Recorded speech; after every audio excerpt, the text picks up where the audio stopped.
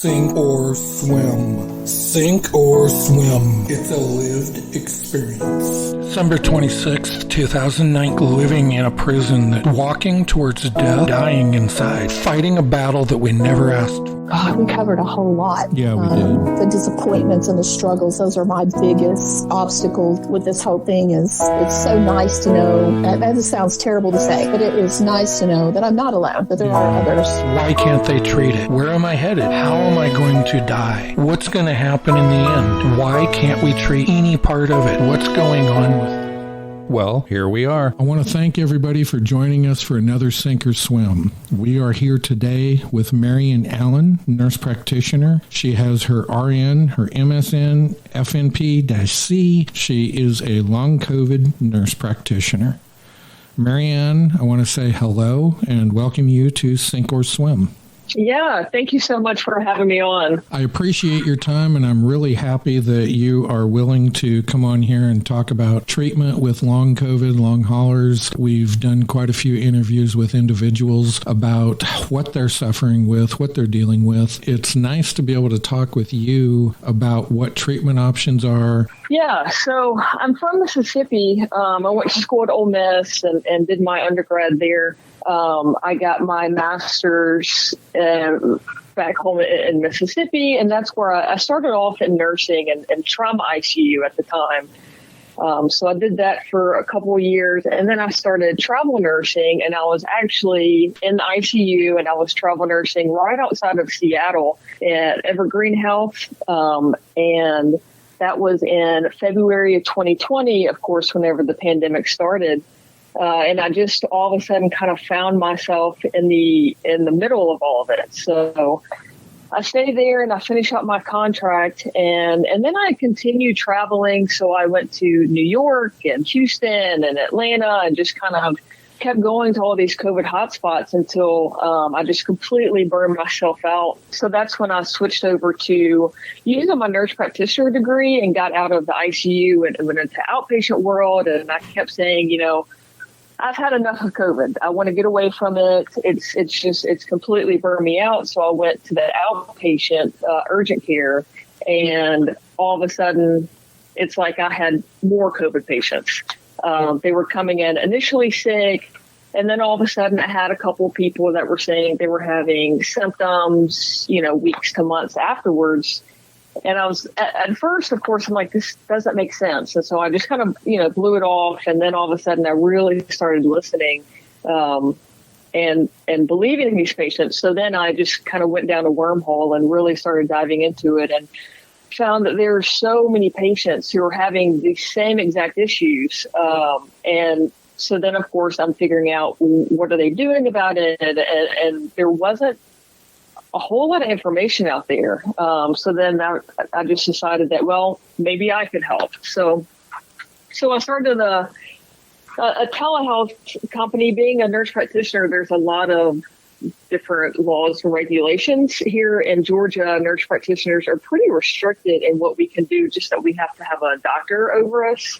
So I'm doing just in full practice states. So there's about 25 states that I can practice completely independently. So I decided I would just focus on those states and do it on telehealth. So that's kind of what brings me to today. Finally able to start it's called Long COVID NP, and I'm just focusing on long COVID patients and how I can help. And of course, it's all on telehealth. It's all virtual. So were you in the hospital during 2020, during the full COVID? Yeah. So I was. That's when I was outside of Seattle at Evergreen, and I started there, I guess, fall of 2019, and I just enjoyed the area, so I continued staying. So I was there at the beginning of 2020 and into, I guess, during the spring, I was still there. So whenever we had, one of the first cases, the CDC actually came to the hospital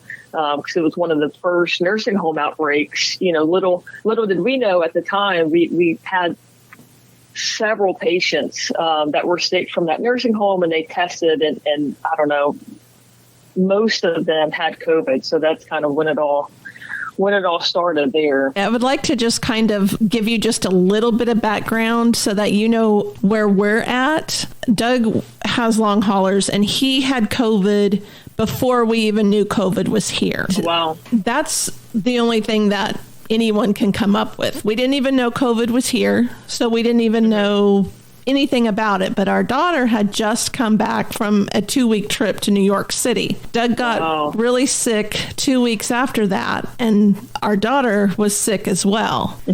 So we call it the episode. He had an episode that it was on the 26th of December, 2019. And when he woke up, he couldn't get out of bed. He could not function at all. Right. Wow. He had no taste. He had no smell. Wow. It took 3 of us, actually 4 of us, to even get him up to go to the bathroom. And he was so dizzy that when he was up, and this lasted a couple weeks. Oh my gosh. So that is what we call the episode. Yeah. And since then, I mean, he's been going through this since 2019, December. It has not let up. Wow. I mean, he is functioning now, but not at all. What is he functioning? He's compensating. Exactly. Now, our 12-year-old daughter, she was 12 at the time, she's 13 now. She lost a kidney to COVID. Wow. And we had no idea until we went to a nephrologist and found out that she only has 1 kidney working. And she was really sick with COVID. And then Doug's brother died a year ago of COVID. Oh, my gosh. So this is why we're so passionate about trying to get help for people that are dealing with this. You can't even, well, you probably can imagine how many referrals we've had to doctors, how many medications they've had him on, how many exams and tests, blood tests and imaging, and we've had 2 brain scans. They thought first he had MS, then they thought he had myasthenia gravis, then they thought he had psoriasis, arthritic psoriasis. We've had so many treatments for so many pathologies, and none of it, if you look at him on paper, he's the healthiest person you've ever seen. Because all of the 218 blood tests that he's had have come back normal. Every imaging has come back normal. Wow. He's not normal.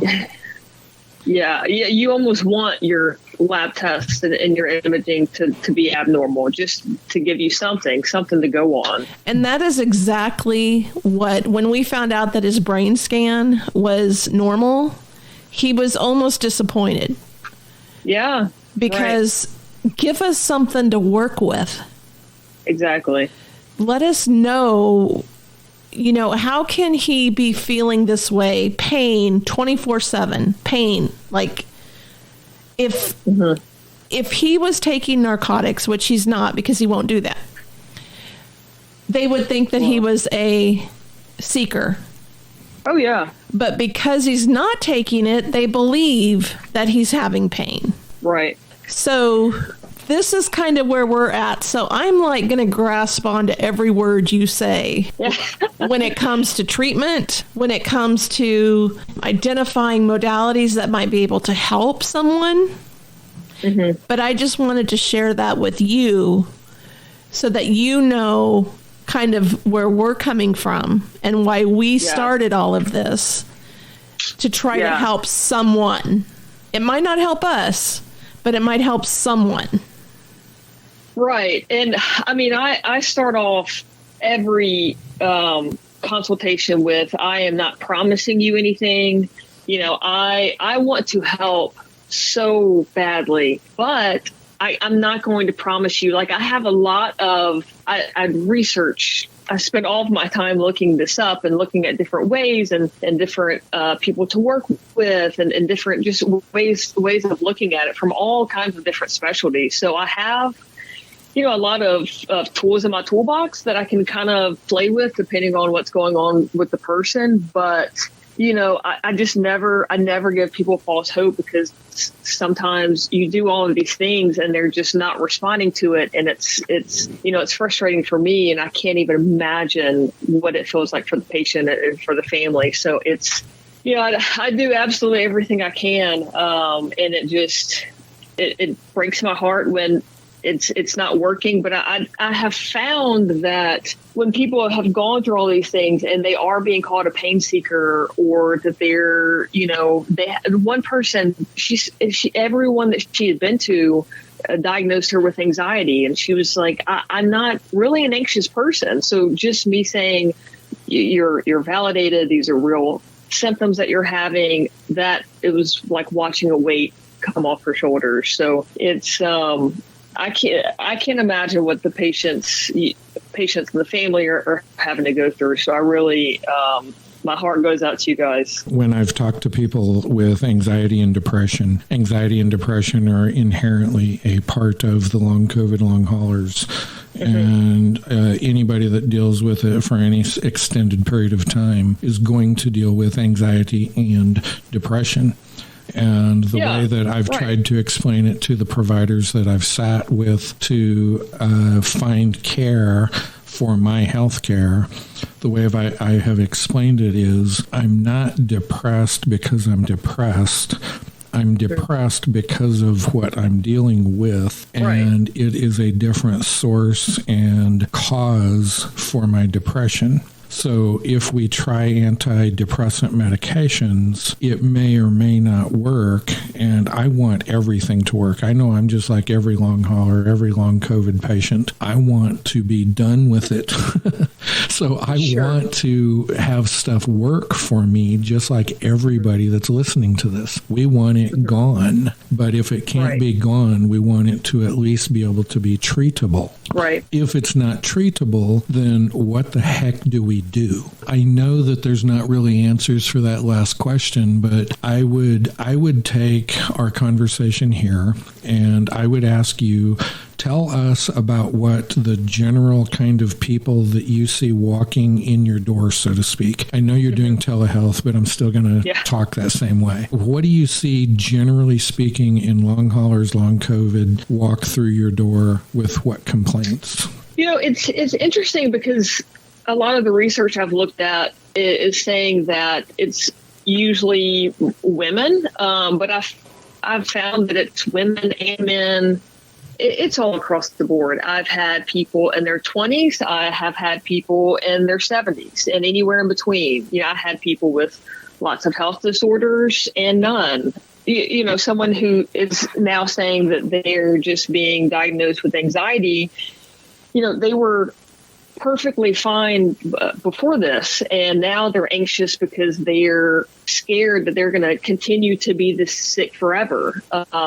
Somebody who has run marathons for their whole life, and now they can't do that. So it's amazing how all across the board that it is. And as I look at statistics of who I'm expected to see, I kind of would more expect to see women. A lot of times it's maybe 20, 30 years old.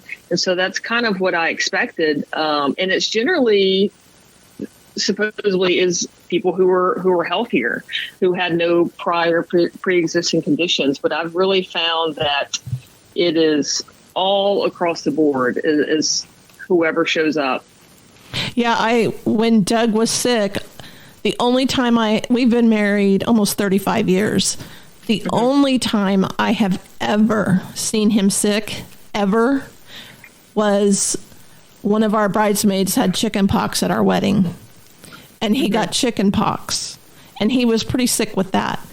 Other than that, I've never seen him sick, ever. Wow. Yeah, and no health problems, right? None at all. Yeah, I just have to think it's genetics. I worked a little bit, and I do kind of base what I'm doing in more of a holistic manner. And I got started on that when I was in school. I did a rotation with a holistic. So she I tell her she ruined me because now I can't see things any other way. But she really was looking at what genetics plays a part in. And she dealt a lot with black mold, like in people's homes. And it would be an entire family living there, and only one or two people might get sick. And it had to do with they just had a certain gene and they would react to it. So it's really interesting, and that seemed to be the only thing that made sense. That's interesting. You've got my brain working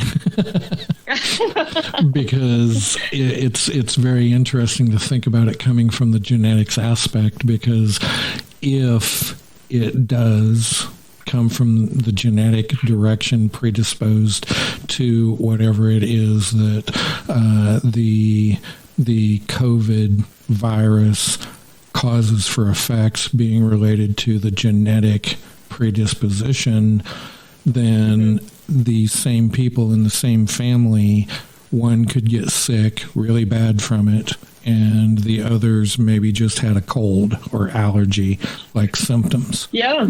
And do you know if there's any studies or anything going on with that? Or just like with most stuff right now, it's all hypotheticals and theories and everything else? Exactly. Yeah. And there may be, I can't speak to it for sure. Not that I have seen a lot of this. Yeah. Is in my head and just using whatever background I've had. And in fact, I talked to that nurse practitioner a lot, and I'm asking her, these black mold patients, are you finding that they're similar to long COVID? And she was like, yeah, I've been saying that. And we started talking about it maybe a year ago. So we talk about it, and it just, it seems to be the only thing that makes sense, just that it's just so broad, the patients that it affects. But we're not researchers. I wish we were, but that is definitely us just using what experience that we have and trying to apply it to something new. So let me share a phrase with you that I have used both with the healthcare providers that I go see personally and with others when I'm talking to them. I explain when I got sick, it seems to me like something happened between my ears. And that's the only way I can describe it, is somewhere neurological in my head.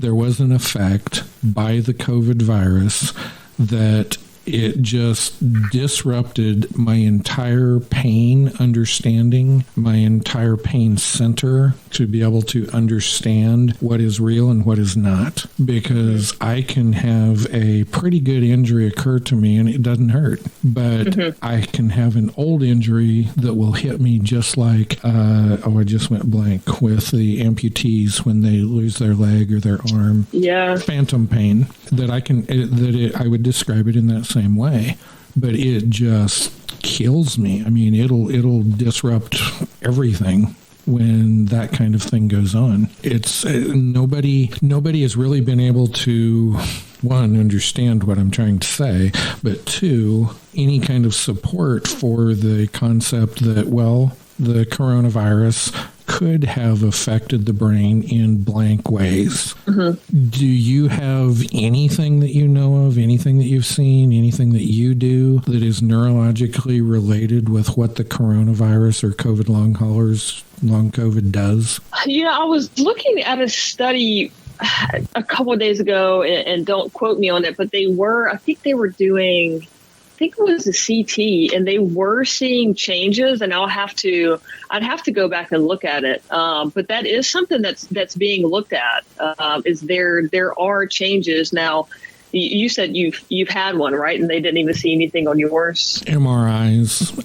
Nobody's done the CT, but MRI, no change 1 year to the next year. The first MRI was probably about 12 months in, somewhere between 10 and 12 months into the illness. And then the second one would have been at about 20 to 24 months. Yeah, I'll have to look at it. The same location, the same machine, same everything. Did both of the MRIs, and The same radiologist read it, and he said he sees no difference. And so nothing. Yeah. That I'm glad you brought that up, because I saw it. It was a couple of days ago, and I'm not sure how far out the patients were. I don't know if it was just right after COVID or if this was, a year or so. I'm not sure exactly, but they were seeing changes, which is promising for some sort of solid evidence that there are neurological symptoms going on. I know I read about a year ago, I think it was a European study that was seeing some changes in the mass comparisons of the brains through MRI, but I never did see anything else from it. So I don't know if they figured out that they weren't right or they just haven't done anything else with it, but that's all that I saw in that, and that's all I've ever heard. Mm-hmm. Yeah, I'm very into, there's so many different thoughts on exactly how it works. And I'm not, totally sure that one is better or if maybe it's a combination of all of them. But I've really kind of dived into it being in your vascular system, which goes to your entire body, which again just makes sense in my head that the symptoms, I was looking at a study today, that one was over 50 symptoms that people are having. I think I've seen some well over that. But it just seems to make sense if it's in your vascular system, which supplies blood throughout your entire body, that would be where this is occurring. And of course, then it goes up to your brain. So that's I guess my leading theory of just taking what people are saying, but there could be a combination, honestly, of all of it. And I think that's the only consistency that anyone is really able to identify yet. I always explain to everybody that medicine takes about 6-7 years to really be able to roll over and start to give answers and treatments and results and understanding. And we're only about 3 years out, so we're only halfway to the norm. But what a patient asks you a question of, what do I do? Well, I mean, I guess it's such a difficult thing to deal with for all of the listeners. Most of them don't even know what questions to ask. Maybe that's a good spot to start. They don't even know what questions to ask. Hey, if you're listening to our podcast, please like and share. Help us to build the community that needs to hear this. We really would appreciate your support. Thank you for listening. This has been Marian Allen, nurse practitioner. This is episode 1 of 2, so listen for the next one coming out soon on Sink or Swim, a long COVID, long haulers podcast.